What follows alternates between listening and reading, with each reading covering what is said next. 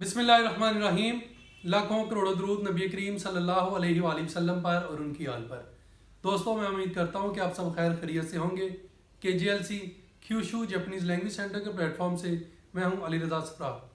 आज हम जिस टॉपिक के बारे में बात करना जा रहे हैं वो एक ऐसा टॉपिक है जिसके हवाले से मुझे कई कॉल्स आई, कई मैसेज आए कि कब वीज़े ओपन हो रहे हैं, कब वीज़े ओपन हो रहे हैं, कब वीज़े ओपन हो रहे हैं। तो आज उसी के हवाले से हम बात करेंगे और आपके लिए गुड न्यूज़ भी है।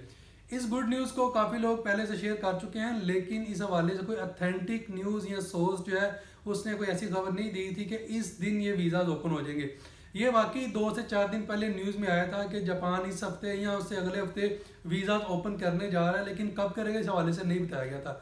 आज चूँकि इस हवाले से कंफर्म हो गया है और ये जापान न्यूज़ एक न्यूज़पेपर उसके अंदर ये न्यूज़ आई है और उसको मैंने डिस्क्रिप्शन में मेंशन कर दिया, वहाँ से उसको देख सकते हैं। इंग्लिश के अंदर न्यूज़ है, आप उसको खुद से ही पढ़ सकते हैं और उर्दू का उसको मैं ट्रांसलेट करके वो भी मैं साथ में शेयर कर दूंगा, आप वहाँ से भी उसको देख सकते हैं।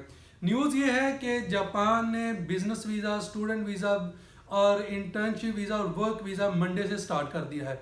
मंडे से जापान ने वीज़ा स्टार्ट कर दिए हैं। आप अपनी अपनी जो ममालिक की एम्बेसीज हैं उनको कॉल कर सकते हैं, कौन कौन से डॉक्यूमेंट्स हमें रिक्वायर हैं, आप वो डॉक्यूमेंट्स को पूरा करें और अपनी फ़ाइल लेके जापान एम्बेसी चले जाएं अगर आपके पास सर्टिफिकेट ऑफ एलिजिबिलिटी है। अगर सर्टिफिकेट ऑफ एलिजिबिलिटी नहीं है तो आपको पहले जापान से सर्टिफिकेट ऑफ एलिजिबिलिटी मंगवाना पड़ेगा। आज तक जो है जापान ने 3,70,000 जो कोविड के बाद की जो सिचुएशन थी उससे लेके अभी तक आज की तारीख तक 3,70,000 एलिजिबिलिटी इशू हो चुके हैं। अभी जापान उनको इंटरटेन करेगा। अगर आपकी भी एलिजिबिलिटी निकल आई है तो आप अपनी एम्बेसी को कॉल करें, उनसे पूछें कि हम अपनी एप्लीकेशन जो है वो कब सबमिट करवाने आए, अपने डॉक्यूमेंट्स कब सबमिट करवाने आए। आप वो डॉक्यूमेंट सबमिट करवाएं। अगर आपका वीज़ा निकल आता है, इंशाल्लाह अल्लाह करे आपका वीज़ा निकल आए।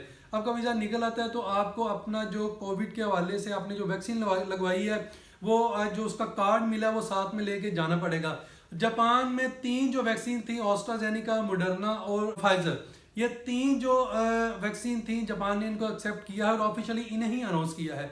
अगर आपने ये 3 वैक्सीनेशन करवाई हैं, ऑस्ट्राजेनिका, मॉडर्ना और फाइजर, अगर तो ये करवाई है और आपके पास इसका कार्ड भी है तो आपको घबराने की जरूरत नहीं। आपको जो उनका एक टाइम लिमिट है क्वारंटाइन का, वो पूरा करना पड़ेगा और उसके बाद आप जापान एंटर हो सकते हैं।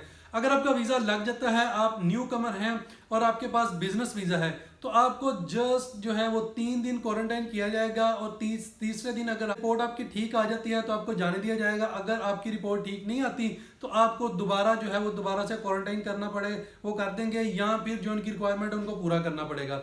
दूसरी सूरत में यह है कि अगर आपके पास स्टूडेंट वीज़ा है या आप इंटर्न वीज़ा है या आप जो है वो वर्क वीज़ा पे जा रहे हैं तो आपको कंप्लीट 14 दिन जो है वो क्वारंटाइन वहाँ पे रहना पड़ेगा।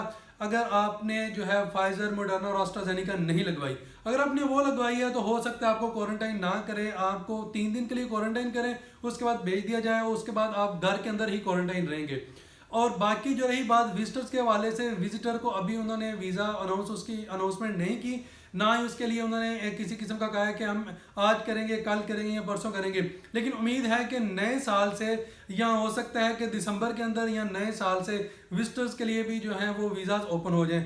अभी सिर्फ बिजनेस वीज़ा, वर्क वीज़ा और इंटर्नशिप वीज़ा जो है वो स्टूडेंट वीज़ा, ये वीज़ाज ओपन हुए हैं, विजिटर वीज़ा भी ओपन नहीं हुआ। और क्वारंटाइन के हवाले से भी जो मैं लिंक मैंने शेयर करूंगा आपके साथ, उसके अंदर सारा लिखा हुआ है कि बिजनेस वीज़ा वाले कितने दिन क्वारंटाइन रहेंगे, स्टूडेंट वाले कितने दिन क्वारंटाइन रहेंगे, इंटर्नशिप वाले कितने दिन रहेंगे और जो बाकी वीज़ा वाले जिनको जापान ने अलाउ किया वो कितने दिन क्वारंटाइन रहेंगे।